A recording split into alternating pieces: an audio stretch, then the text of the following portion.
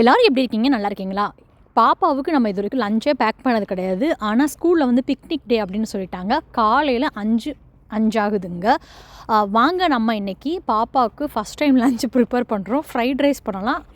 அதுக்கு வந்து ஒரு 10 பீன்ஸு, ஒரே ஒரு கேரட் எடுத்து வச்சுருக்கேங்க. அது கூட ஒரு 4 பல் பூண்டு, அப்புறம் வந்து ப்ரொக்கோலி. இதில் ஃப்ரைட் ரைஸ்க்கு வந்து மெயினாக வந்து கேரட், பீன்ஸ் இது மட்டும்தான் சேர்ப்பாங்க. எக்ஸ்ட்ராவாக வந்து சத்தாக இருக்கட்டும் நான் ப்ரொக்கோலியும் சேர்த்துட்டேன். நம்ம வந்து இப்போ விரதத்தில் தானே இருக்கோம். அதனால் குடைமிளகாயில் அரை குடைமிளகாய் இதோட சேர்த்துக்க போகிறேங்க. இங்கே வந்து சம்பல் அப்படின்னு ஒன்று கிடச்சி எப்படி இருக்குன்னு ட்ரை பண்ணி பார்க்கலான்னு பார்த்தேன். சூப்பராக இருந்துச்சுங்க. அதுவும் வெஜ்ஜு தான்.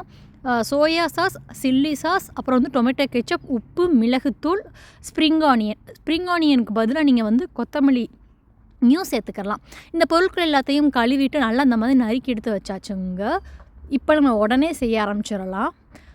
நான் வந்து ஒரு சாஸ் பேன் வச்சுருக்கேன். அதில் 2 டேபிள் ஸ்பூன் அளவுக்கு ஆலிவ் ஆயில் சேர்த்துருக்கேன். ஆலிவ் ஆயில் தான் இதுக்கு கண்டிப்பாக சேர்க்கணும். இன்கேஸ் நம்ம வீட்டில் இல்லை அப்படின்னா நீங்கள் அதுக்கு பதிலாக கடலெண்ணெய் சேர்த்துக்கலாம். நல்லெண்ணெய் சேர்க்கக்கூடாதுங்க. ஏன்னா அது ஃப்ளேவர் வந்து அதிகமாக இருக்கும். நல்லா 2 டேபிள் ஸ்பூன் எண்ணெய் காஞ்சதும் அதில் பொடியை நறுக்கி வச்சுருக்க 4 பல் பூண்டு போட்டு பூண்டை ஃபஸ்ட்டு வறுத்தெடுக்கணும். இப்படி பூண்டு போட்டு வறுக்கும்போது அவ்வளோ ஒரு வாசமாக இருக்குங்க. பொடியை நறுக்கி வச்சுருக்க கேரட்டு இது எல்லாத்தையும் சேர்த்துக்கிறலாம். பசங்க 2 பேருமே ஸ்கூலில் தான் சாப்பிடுவாங்கன்னு நிறைய வீடியோவில் சொல்லியிருக்கேன். இதுதான் ஃபஸ்ட் டைம் வந்து பாப்பாவுக்கு வந்து செஞ்சு தரேங்க. இது கேரட்டை லைட்டாக வதக்கி எடுத்துடலாம். அது கூடயே நறுக்கி வச்சுருந்த பீன்ஸு இது கூட முட்டைக்கோசும் சேர்க்கணுங்க. முட்டைக்கோஸ் வந்து ஒரு 1/4 கப்பை விட கம்மியாக சேர்த்துக்கோங்க. எல்லா காயுமே வந்து நம்ம கையில் ஒரு கை சேர்த்தா போதும். அப்போ சாதம் போடும்போது கரெக்டாக இருக்கும். இந்த காய் தான் சேர்க்கணும்னு இல்லை. இதில் நீங்கள் வந்து ஸ்வீட் கார்ன் சேர்த்துக்கிறலாங்க. ப்ரொக்கோலி போட்டு ஒரு 1/2 டீஸ்பூன் உப்பு போட்டு இந்த காய்கறிகள் எல்லாத்தையும் நல்லா வதக்கி எடுக்கலாம். காய்கறிகள் வந்து 100% கட்டாயம் வேகக்கூடாது. ஒரு 70-80% காய்கறிகள் வெந்தால் போதும். லைட்டாக அந்த க்ரன்ச்சினஸ் இருக்கணும். அப்போ தான் டேஸ்ட்டாக இருக்கணும்.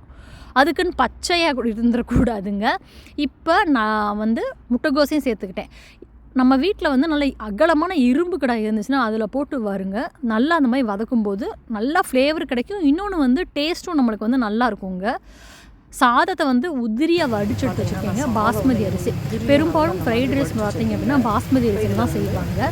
இப்போ காய்கறிகள் ஒரு 5 நிமிஷம் வதக்கிட்டு அதில் வடித்து வச்சுருந்த சாதத்தை சேர்த்துக்கலாம். நான் வந்து இன்றைக்கி வந்து 2 கப்பு பாஸ்மதி அரிசியை வந்து வேக வச்சு எடுத்துருக்கேன். 10 நிமிஷம் தண்ணியில் ஊற வச்சு 1/2 டீஸ்பூன் டார்க் சோயா சாஸ் சேர்த்து லைட்டாக மிக்ஸ் பண்ணி விட்டுடலாம். மிக்ஸ் பண்ணிவிட்டு இப்போ இதுக்கு வந்து நம்ம மிளகுத்தூள் சேர்க்க போகிறோங்க. ஒரு டீஸ்பூனை விட கம்மியாக சேர்த்துக்கலாம். நிறையா சேர்த்தோம் அப்படின்னா பசங்க வந்து அப்படியே கொண்டு வந்துடுவாங்க. அதனால் காரம் வந்து பார்த்து சேர்த்துக்கோங்க. அதையும் நல்லா போட்டு கிளறிட்டு அது கூட நம்ம வெங்காயத்தால் அதாவது ஸ்ப்ரிங் ஆனியனை கழுவி பொடியை நறுக்கி வச்சுருக்கிறதையும் சேர்த்து இதில் நீங்கள் வந்து முட்டை சாப்பிடுவீங்க அப்படின்னா முட்டையை வந்து சைடில் வந்து மிளகுத்தூள் உப்பு போட்டு லைட்டாக பொரித்து இதோட லாஸ்ட்டில் இந்த ஸ்டேஜில் சேர்த்துக்கோங்க. நான் சேர்க்கலை. அவ்வளோதான். நம்மளுக்கு வந்து ஒரு அருமையான ஃப்ரைட் ரைஸ் வந்து குவிக் அண்ட் ஈஸியாக தயாராகிடுச்சு. இதை அப்படியே சூடாக ஹாட் பாக்ஸ்க்கு மாற்றி வச்சாச்சு. இதுக்கு ஏற்ற மாதிரி நம்ம ஒரு காலிஃப்ளவர் மஞ்சூரியன் பண்ண ஆரம்பிக்கலாம். அதுக்கு 1 டேபிள் ஸ்பூன் அரிசி மாவு, 1 டேபிள் ஸ்பூன் கார்ன்ஃப்ளவர் மாவு, 1 டீஸ்பூன் மிளகாய்த்தூள், உப்பு போட்டு சுடுதண்ணியில் போட்டு வச்சிருந்த காலிஃப்ளவரை விரவி நல்லா கொதிக்கிற எண்ணெயில் போட்டு நல்லா இந்த மாதிரி பொரிச்சு எடுத்தாச்சு. இப்போ ஒரு பேன் வச்சு அதே நம்ம ஃப்ரைட் ரைஸ் பண்ண அதே பேன் தான் 2 டேபிள் ஸ்பூன் எண்ணெய் சேர்த்துக்கோங்க. இது கொஞ்சம் எண்ணெய் கூட தான் தேவைப்படும் மஞ்சூரியன்றதுனால. பொடியை நறுக்கி வச்சுருக்க 4 பல் பூண்டு போட்டு பூண்டு வந்து நல்லா பொன்னிறமானதும் அரை வெங்காயம் சேர்த்து வெங்காயம் நல்லா வதக்கி எடுத்துக்கிறாங்க.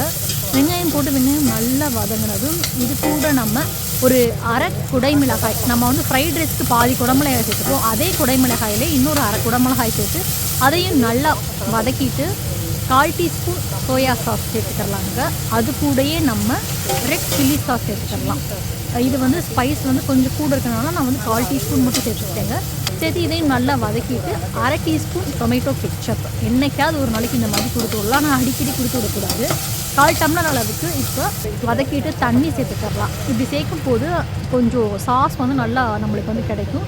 1/2 டீஸ்பூன் மிளகுத்தூள் சேர்த்து ஒரு சின்ன பாத்திரத்தில் 2 டீஸ்பூன் அளவுக்கு சோள மாவு அதாவது கார்ன்ஃப்ளவர் மாவை தண்ணியில் கலக்கி வச்சுருக்கேன். அதையும் சேர்த்தோம் அப்படின்னா நமக்கு ஒரு திக் கிரேவி மாதிரி கிடைக்கும். நல்லா 2 நிமிஷம் கொதிக்க விட்டுட்டு ஆல்ரெடி நம்ம பொரிச்சு வச்சுருந்த காலிஃப்ளவர் எல்லாத்தையும் இதில் சேர்த்து நல்லா மிக்ஸ் பண்ணி இந்த சமயத்தில் உப்பு எல்லாம் செக் பண்ணிவிட்டு ஸ்ப்ரிங் ஆனியன்ஸ் நம்ம வந்து கையில் கொஞ்சமாக எடுத்து ஆஃப் பண்ணால் ஒரு எம்மியான காலிஃப்ளவர் மஞ்சூரியன் தயாருங்க. பாருங்கள் ரொம்ப சூப்பராக தயார் பண்ணியாச்சு. பாப்பாவுக்கு லஞ்ச் பாக்ஸ் கொடுத்து விட்டுட்டேங்க. பாப்பா வந்து சாப்பிட்டுட்டு ரொம்ப சூப்பராக இருந்துச்சுமா ரிசல்ட் வந்து சொல்லிவிட்டு அவள் ஃப்ரெண்ட்ஸுக்குலாம் ஷேர் பண்ணதாமல் சொன்னால் எனக்கே கேட்குறது மார்னிங் 5 o'clock பண்ணி நல்லா எம்மியான வெஜிடபிள் ஃப்ரைட் ரைஸ், அது கூட வந்து கோபி மஞ்சூரியன், முடிஞ்சிருச்சு. சிப்ஸ் வந்து ஆப்ஷன், அது கூட வந்து நம்ம வேணும் நம்ம வச்சுக்கலாம், இல்லை அப்படின்னா நம்ம ஸ்கிப் பண்ணிடலாம். இந்த மெனு உங்களுக்கு கட்டாயம் பிடிக்கும்னு நினைக்கிறேன். பிடிச்சிருந்துச்சு அப்படின்னா உங்கள் வீட்டு பசங்களுக்கும் இதே போல் நீங்கள் செஞ்சு கொடுங்க. செஞ்சு கொடுத்து நீங்களும் சாப்பிட்டு சந்தோஷமாக இருங்க. நம்ம சேனலை பார்த்த எல்லாத்துக்கும் ரொம்ப ரொம்ப நன்றிங்க. இதே போல் நிறைய ரெசிபிஸ் அண்ட் vlog வந்து சேனலில் இருக்குது. கட்டாயம் பார்க்க மறக்காதீங்க. ரொம்ப அருமையாக இருந்துச்சு.